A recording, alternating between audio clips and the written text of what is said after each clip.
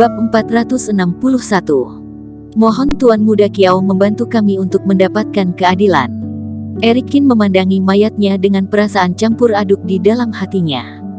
Pemuda yang masih muda, menyerahkan hidupnya hanya untuk menyampaikan pesan. Hal ini membuat Erikin sangat sulit untuk menerimanya.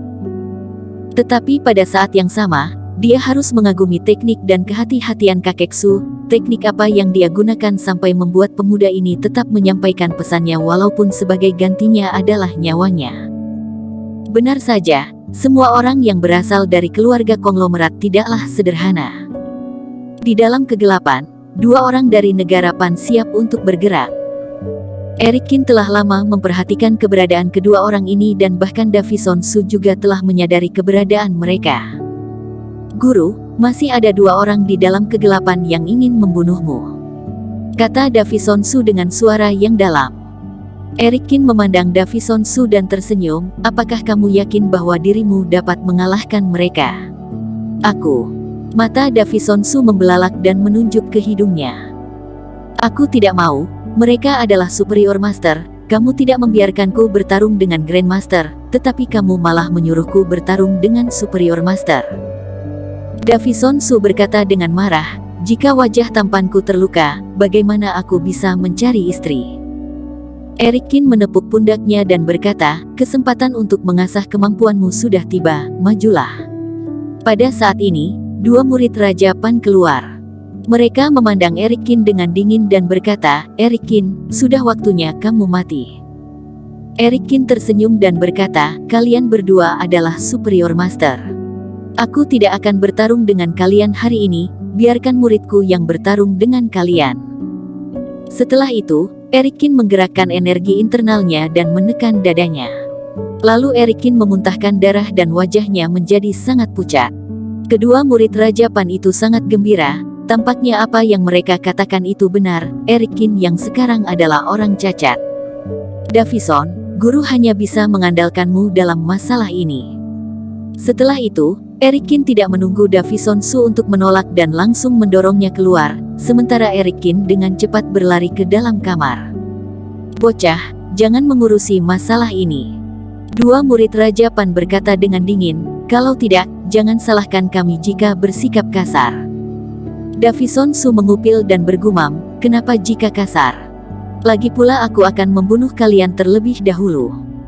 Ekspresi keduanya berubah dan mereka segera berkata dengan marah, karena kamu bersikeras mencari kematian, maka jangan salahkan kami karena telah bersikap kasar.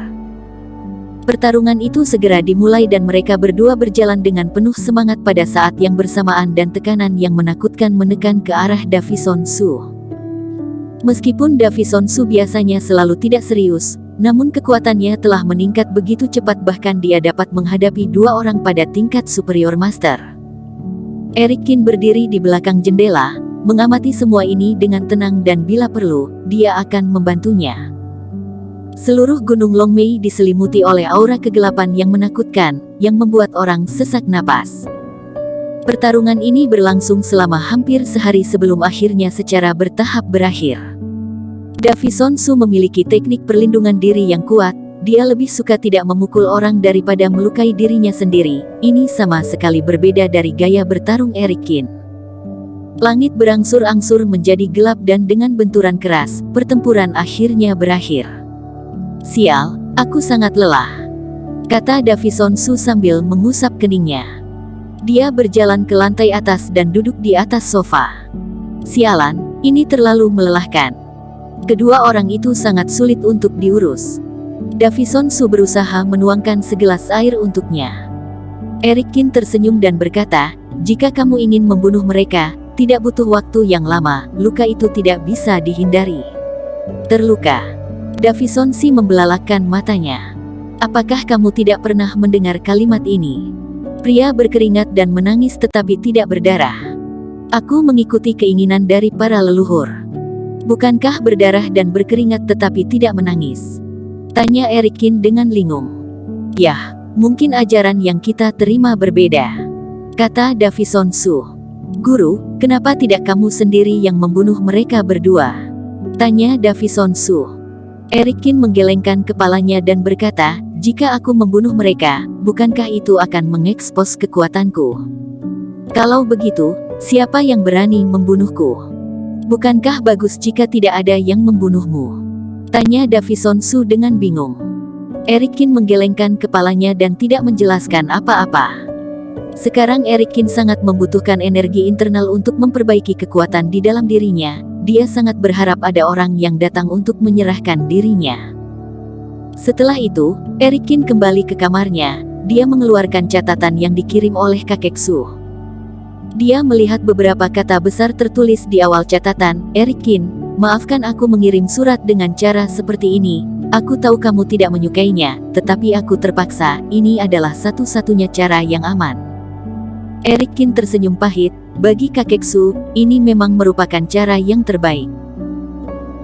Keluarga Suge telah menjadi anggota dari keluarga Su selama lebih dari 20 tahun. Selama 2 dekade terakhir, keluarga Suge telah menjadi orang yang paling tulus dalam keluarga Su. Alasan aku memilih untuk datang ke sini hanyalah karena aku ingin membuat keluarga Su keliru mengira bahwa aku sudah tidak memiliki niat untuk melawan lagi dan berinisiatif untuk diawasi oleh keluarga Suge. Tetapi mereka tidak pernah menyangka bahwa aku telah memikirkan jalan untuk diriku sendiri pada 20 tahun sebelumnya. Tata letak komersial telah selesai. Pada akhir tahun, Lucas Su akan pergi ke luar negeri untuk rapat, lalu Denny Su akan pergi ke perbatasan. Ini adalah waktu terbaik bagi kita dan kita tidak boleh melepaskan mereka begitu saja. Lucas Su adalah putra tertua dari keluarga Su yang menguasai kekuatan politik keluarga Su, sedangkan Denny Su memegang kekuatan kantor keamanan. Dan Donnie Su memegang kekuatan komersial dari keluarga Su dan kekuatan finansial dari keluarga Su. Setelah Eric Kin selesai membaca catatan itu, api menyala di telapak tangannya dan catatan itu langsung terbakar. Akhirnya hari yang telah ditunggu-tunggu telah tiba. Eric Kin menarik napas panjang. Selain itu, dia juga harus menambah api pada keluarga Su yang merupakan hubungan kerjasama dengan Asosiasi Alkimia Internasional. Masih ada hampir setengah tahun sebelum akhir tahun, jadi Eric Kin tidak terburu-buru. Hal terpenting saat ini adalah meningkatkan kekuatannya. Lagi pula keluarga Su masih memiliki Grand Superior Master dan musuh Eric Kin sudah bukan lagi hanya keluarga Su. Dunia bela diri kota G saat ini sedikit kebingungan dengan kekuatan Eric Kin. Banyak orang ingin mencoba melawannya, tetapi tidak ada yang berani maju. Setelah melakukan banyak pengawasan, Forum Budo akhirnya memberikan kesimpulan, kekuatannya memang tidak sebaik dulu, tetapi seorang Superior Master tidak dapat melawannya. Pada hari ini, keluarga Kiao menyambut banyak tamu.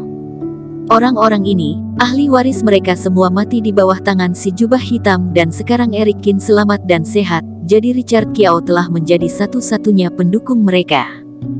Tolong Tuan Muda Kiao maju dan membunuh Eric Kin, teriak seseorang. Aku bersedia membayar 100 juta dolar AS sebagai kompensasi.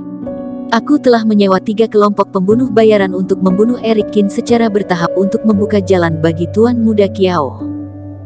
Bagi orang biasa, Superior Master adalah tingkat yang tidak dapat dijangkau dan tidak ada banyak orang yang dapat mereka temukan. Richard Kiao berpura-pura merasa kesulitan dan berkata, aku berteman dengan saudara Kin, kami juga sudah bertarung sebelumnya, kalian ini membuatku sangat kesulitan. Tuan Muda Kiao, mohon bantu kami untuk mendapatkan keadilan.